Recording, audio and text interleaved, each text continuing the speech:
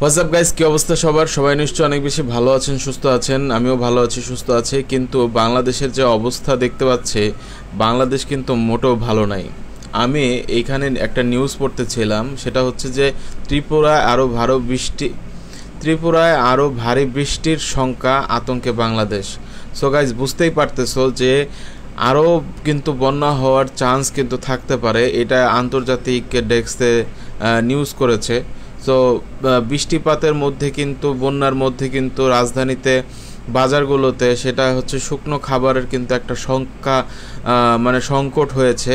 তো এই সংকটের মধ্যে দিয়ে কিন্তু বাংলাদেশের মধ্যে আমরা যারা ঢাকা শহরে আছি তারা কিন্তু মোটামুটি সবাই বন্যার অবস্থার খবর টবর রাখছি। কিন্তু বর্তমানে যে কি হয়েছে, বর্তমানে আমি ফেসবুকে কিছু ভিডিও দেখলাম, টিকটকে কিছু ভিডিও দেখলাম, যেইখানে নাকি বলছে যে বর্তমানে যারা হচ্ছে ত্রাণ নিয়ে আপনার বন্যা কবলিত এলাকায় গিয়েছে, সেইখানটাতে যারা স্থানীয়রা আছে তারা অনেকেই সহযোগিতা করছেন না।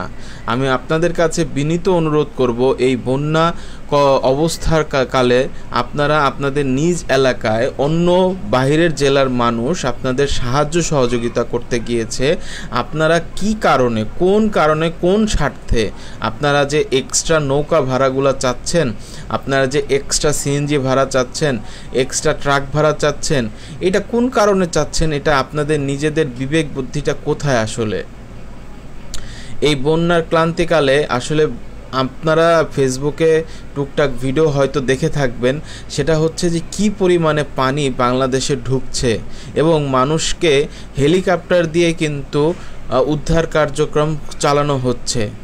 আমি একটা ভিডিওতে দেখলাম যে সেইখানে সিএনজিতে কুমিল্লায় যাবে, সো 5 জনের মতো বা 6 জনের মতো সিএনজিতে ধরবে। সো ওইখানটাতে সিএনজি ড্রাইভার এক একজনের কাছ থেকে 1000 টাকা করে দাবি করছে। সো এক একজনের কাছ থেকে যেখানে 100 টাকার ভাড়া 1000 টাকা দাবি করছে, সেখানে গাইজ তোমরা বুঝতেই পারছো প্রায় সিএনজি ভাড়া 1000 টাকার জায়গায় 5000 টাকা চাচ্ছে, তা 5 গুণ হয়ে গিয়েছে।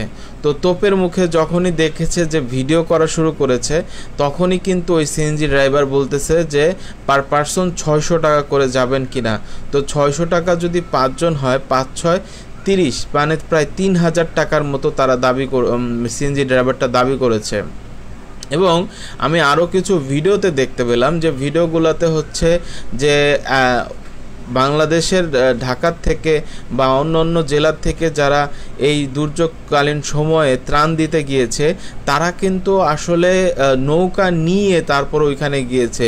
হতে পারে নৌকাটা হচ্ছে ট্রাকে করে নিয়ে একটা নির্দিষ্ট জায়গা পর্যন্ত নিয়ে গিয়েছে, ওখান থেকে কিন্তু তারা ত্রাণ সাজিয়ে তারপরে কিন্তু হচ্ছে নৌকাটা নির্দিষ্ট যে এরিয়াটা তারা দিবে, যে জায়গাটা ক্যাম্প করবে, সেই জায়গাটার মধ্যে কিন্তু তারা ত্রাণগুলো নিয়ে যাচ্ছে। আমি কিছু ভিডিওতে দেখলাম যে এত বাজে অবস্থা, এত ডিজাস্টার অবস্থা হয়ে গিয়েছে।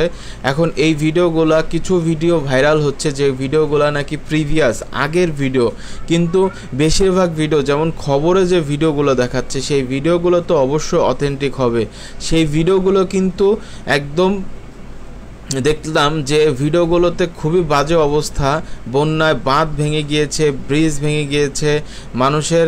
আমি এমনও একটা নিউজ দেখলাম যে 24 ঘন্টায় সে শুধু পানি ছাড়া আর কোনো কিছু খায় নাই। সো বুঝতেই পারছো গাইজ, বন্যা অবস্থা খুবই খারাপ অবস্থা রয়েছে। কুমিল্লাতে তো পুরে দেখলাম যে খুবই বাজে অবস্থা, পানিতে মানুষ হাহাকার অবস্থা।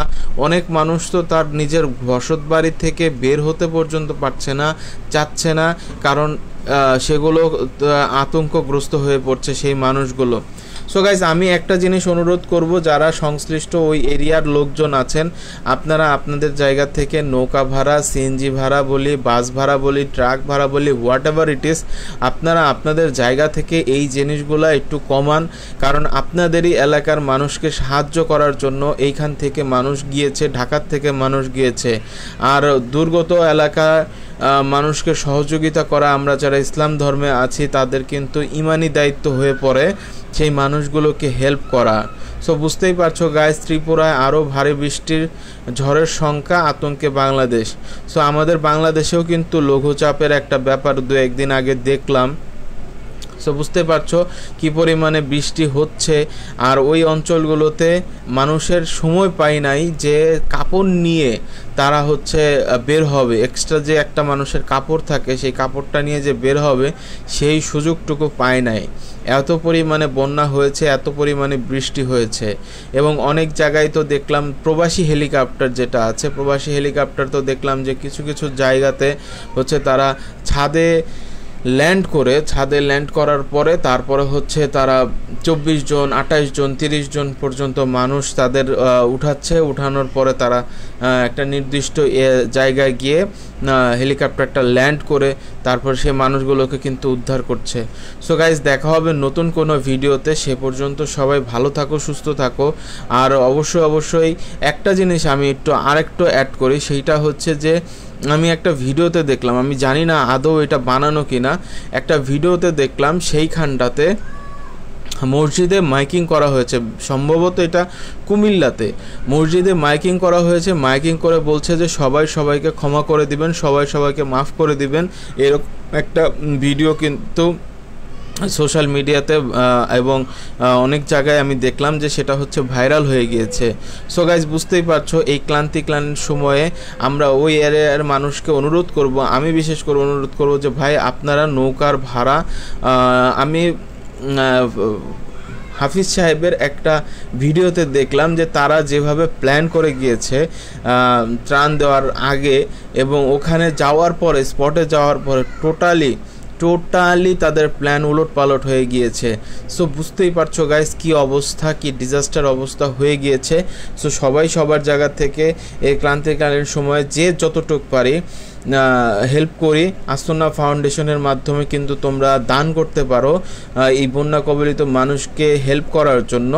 সো দেখা হবে নতুন কোনো ভিডিওতে। সে পর্যন্ত আল্লাহ হাফেজ, আসসালামু আলাইকুম ওয়া রাহমাতুল্লাহি ওয়া বারাকাতুহু।